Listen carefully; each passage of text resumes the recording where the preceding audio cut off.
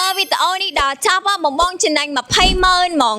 បងមើលខែទាំងអស់នេះស្អាតហើយមាំទៀតមានការធានារហូតដល់ទៅ5ឆ្នាំ free ដឹក free តឡាសម្រាប់បងនៅក្នុងពេញបងនៅតាមខេត្តដឹកដល់មែនឡានទៅលើពណ៌មួយវាយឬពណ៌បានតាមចិត្តហ្មងសម្រាប់ក្រែរបស់យើងក្រុងក្រែងធ្វើពីឈើដុំជាមួយនឹងឈើ plywood អានោះដែកជាប្រភេទអានោះដែកក្រាស់មុំមែនតើបងមិនជាប្រភេទដែកកណេកណាត់យកមកតគ្នាណាបងនិយាយទៅគេងតែមានបញ្ហាភ័យថា